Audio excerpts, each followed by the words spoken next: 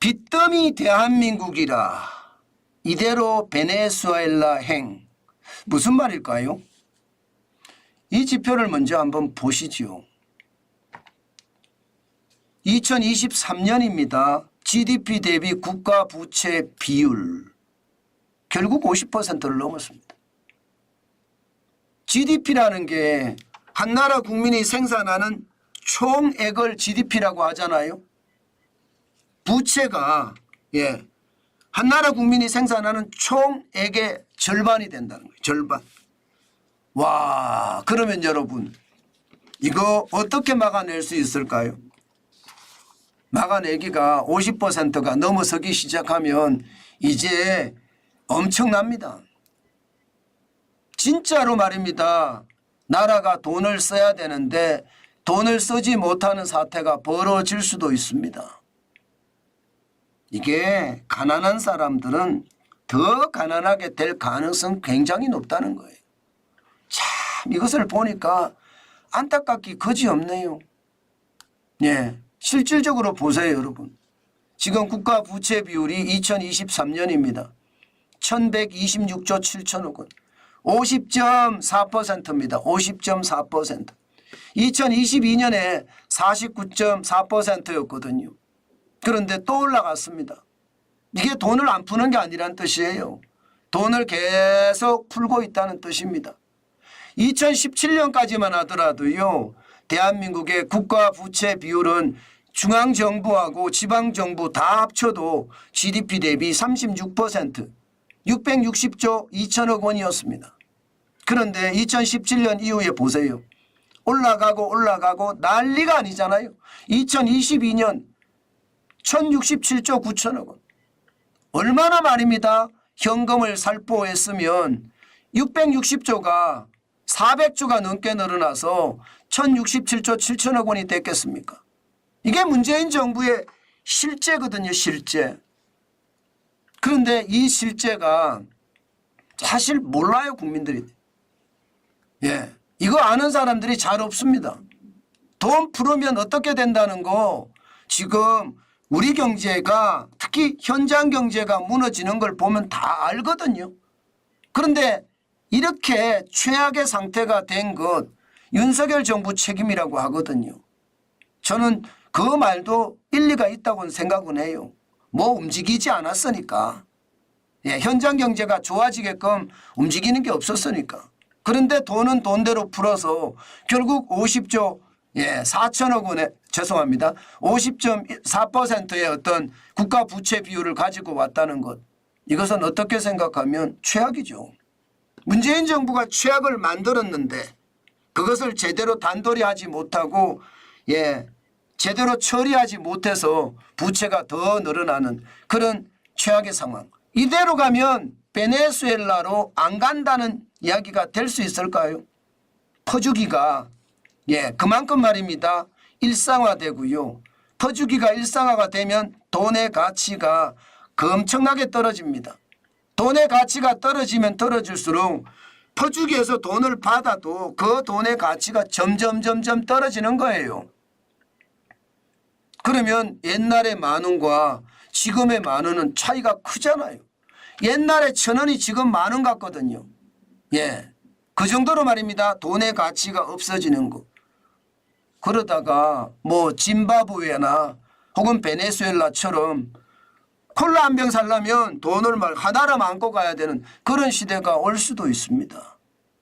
물론 지금 뭐 그 정도까지는 안 가겠죠. 그러나 늘어나는 속도가 장난 아니라는 거죠. 우리 미래 세대들에게는요. 이거 진짜 힘들어진다는 그런 이야기가 되는 겁니다.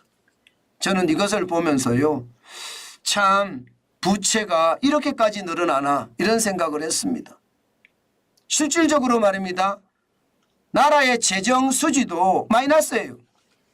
통합재정 수지도 29조 9천억 원의 마이너스입니다. 2024년 1월에서 2월까지만. 작년에는 36조 8천억 원이었고요. 문재인 정부 때 2020년 보세요. 71조 2천억 원. 2021년 30조 4천억 원. 2022년 64조 2천억 원. 난리도 아닙니다. 난리도 아니에요. 돈 퍼부은 게.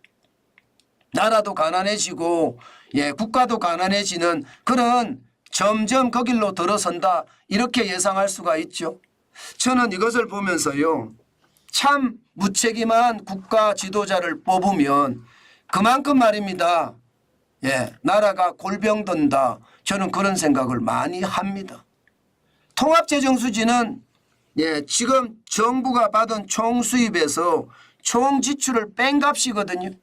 그런데 실질적인 살림 지표가 있어요. 이게 관리재정수지입니다. 관리재정수지는 여러분 최악입니다. 최악.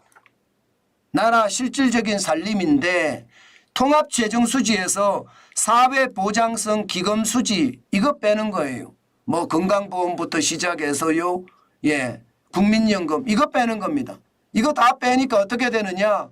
여러분 2018년까지만 하더라도 관리재정수지가 뭐 10조 6천억 원의 적자 22조 7천억 원의 적자 이게 기본이었습니다. 그런데 2019년부터 보세요. 얼마나 뿌려댔는지. 예, 2019년 54조 4천억 원의 적자예요. 2020년 112조의 적자입니다. 2021년 90조 5천억 원의 적자고요. 2022년 최악이에요. 117조나 적자입니다. 예. 게다가 윤석열 정부도 2023년 87조의 적자입니다. 여기에 올해도 말입니다. 벌써 36조의 적자입니다. 국민이 윤석열 정부를 예, 탄핵했다. 예, 등을 돌렸다. 저는 그렇게 생각한 게 이게 말입니다. 감세를 하더라도 어느 적정선에서 감세를 해야지 이게 뭐 어떻게 생각하면 부자 감세라고 느껴질 만한 그런 감세들이 굉장히 많았잖아요. 나라 재정은 박살나고 있는데 부자들의 감세를 한다? 이것은 민심이 이반되는 결과를 당연히 가져옵니다. 최악이잖아요. 여러분 이대로 계속 가면 베네수엘라 안 간단 말 우리 안 할 수 없습니다. 필리핀 생각을 해보세요. 1960년대 70년대 초반만 하더라도 선진국이었습니다. 필리핀이 어떻게 됐습니까? 쫄딱 무너졌잖아요. 예. 그리스도 생각해 보세요.